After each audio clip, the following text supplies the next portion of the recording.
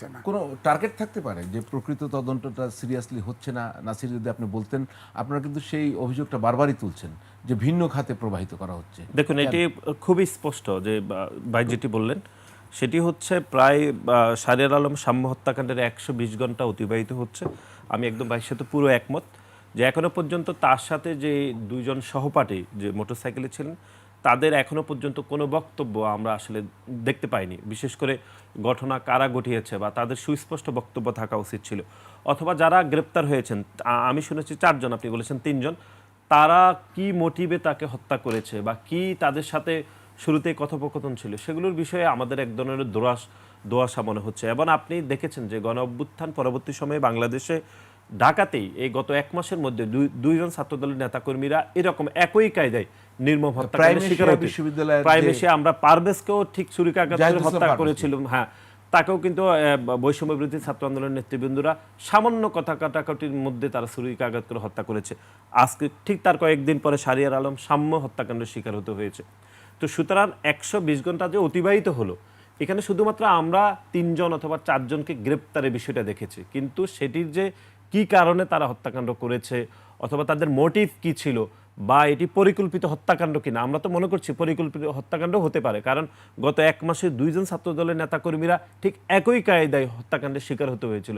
সুতরাং এটি তো পুলিশ প্রশাসনকে নিশ্চিত করতে হবে। একই সাথে আমরা আজকে ঢাকা বিশ্ববিদ্যালয়ের মাননীয় ভাইস চ্যান্সেলর আজকে গণমাধ্যমে বলেছেন তারা এখনো পর্যন্ত কোনো কিছু জানেন না। তিনি বিশ্ববিদ্যালয় অভিভাবক হিসাবে চরমভাবে ব্যর্থ হয়েছেন।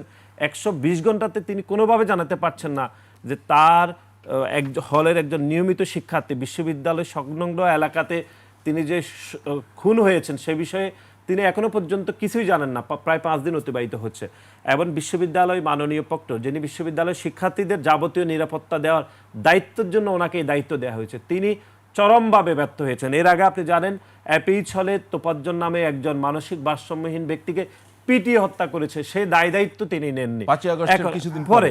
এবং আপনি দেখেছেন এরপরে এই দায়িত্ব নাকি ওনারা কোনোভাবে নেবেন না, এবং ওটা ছিল প্রায় উৎসব করে হত্যা করা, খাইয়ে তাকে ভাত টাত খাইয়ে তারপরে পিটিয়ে হত্যা করলো, তার কত ব্যবস্থা।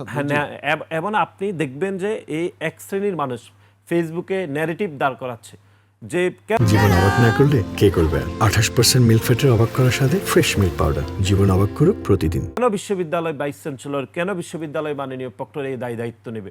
পিতা কেটে আলাদা করে মাপ দেওয়া হচ্ছে যে এইটুকু হলে আমরা নিব না, এইটুকু হলে আমরা দায়িত্ব নেব। আপনি দেখেছেন এর আগে আপনাদের সহকর্মী যখন সাগররুনি হত্যাকাণ্ডের শিকার হয়েছিল তখন অবৈধ প্রধানমন্ত্রী খুনি শেখ হাসিনা বলেছিলেন যে কারো বেডরুম পাহারা দেওয়া ওনার দায়িত্বের মধ্যে পড়ে না। ঠিক একই ন্যারেটিভ যে বিশ্ববিদ্যালয় সংলগ্ন 10 হাত দূরে শিক্ষার্থী খুন হয়েছে, বলছে ওই দায়িত্ব বিশ্ববিদ্যালয় প্রশাসন নাকি নিবে না, বিশ্ববিদ্যালয় প্রক্টর নাকি ওই দায়িত্বের জন্য ওনার কোনো দায় নেই, বিশ্ববিদ্যালয় প্রশাসনের নাকি কোনো দায় নেই।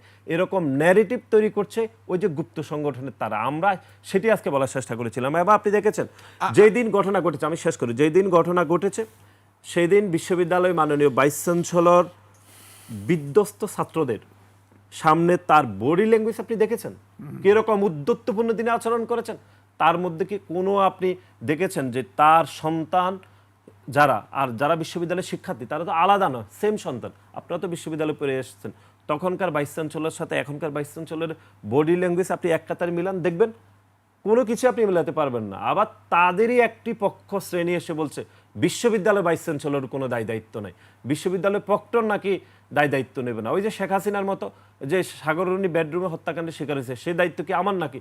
এখন বিশ্ববিদ্যালয়ের অদূরে কয়েক হাত দূরে হত্যাকাণ্ডের শিকার হতে হয়েছে, সেখানে একই অবস্থা, একই ন্যারেটিভ দাঁড় করাচ্ছে যে এই হত্যাকাণ্ডের দায় প্রক্টরের না, এই হত্যাকাণ্ডের দায় বিশ্ববিদ্যালয় প্রশাসনের।